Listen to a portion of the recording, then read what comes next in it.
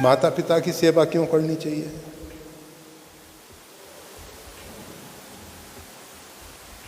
माता से हम उऋण नहीं हो पाएंगे, कभी नहीं हो पाएंगे।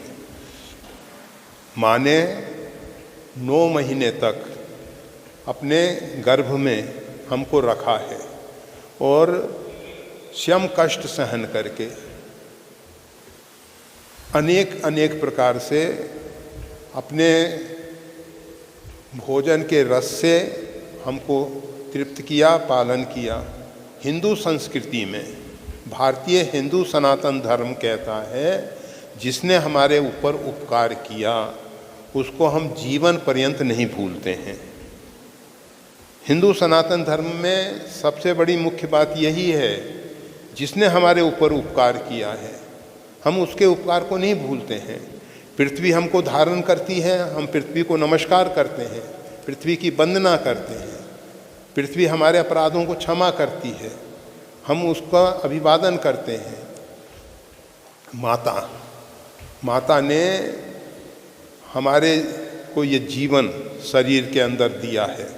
इस शरीर के निर्माण में माता का, पिता का बहुत महत्वपूर्ण स्थान रहा है।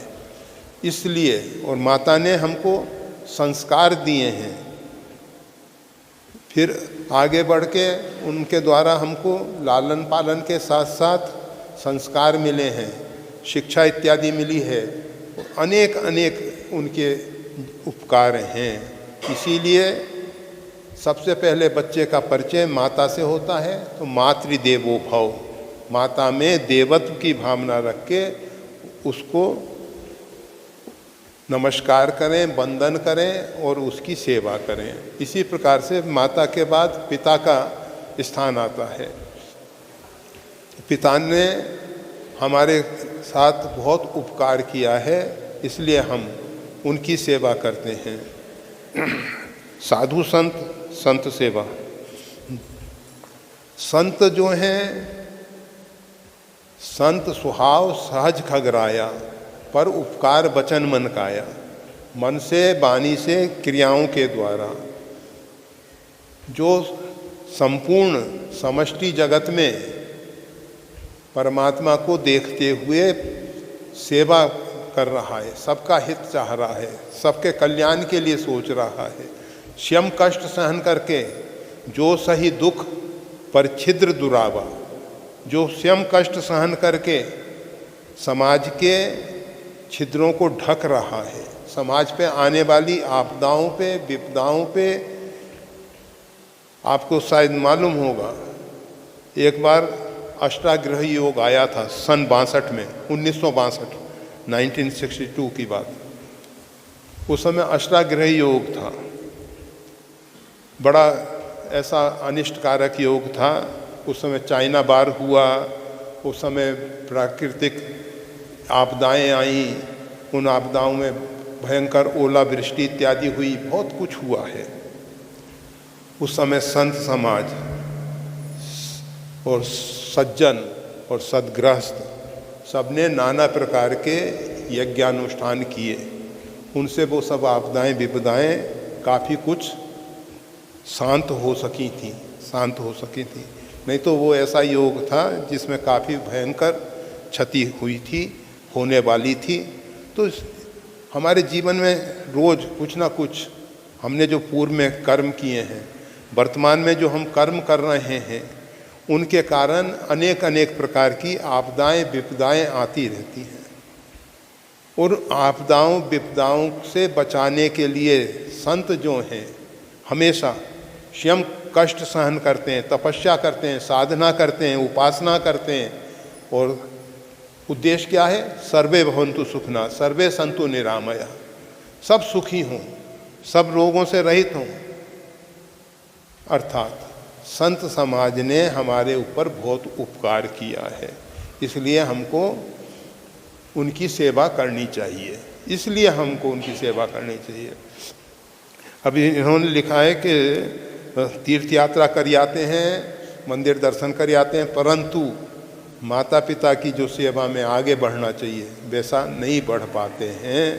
तो उसके पीछे कारण ये है कि वो दया के पात्र नहीं समझ पाए हैं कि किस कारण से माता पिता की। और हम आपको बता दें, जिन बच्चों को माता पिता का आशीर्वाद मिलता है वो अपने जीवन में हमेशा सफल होंगे। उनके जीवन में जो आपदाएं विपदाएं हैं उनसे काफ़ी कुछ रक्षा हो जाएगी, काफ़ी कुछ रक्षा हो जाएगी।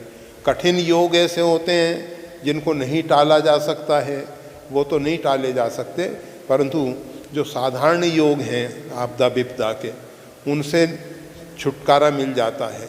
तो माता पिता संत अतिथि सबकी यथा योग यथासंभव सेवा करना चाहिए। ऐसा नहीं है कि केवल मंदिर दर्शन और तीर्थ यात्रा ही पर्याप्त है। हम सोचें कि माता पिता की सेवा करके अगर निष्ठा हमारी सही है तो हम माता पिता की सेवा करके भी कल्याण की प्राप्ति कर सकते हैं। अगर हमारी निष्ठा सही है तो हम एक पत्थर की पूजा करके भी आत्म कल्याण कर सकते हैं, क्योंकि वो परमात्मा सब जगह परिपूर्ण है।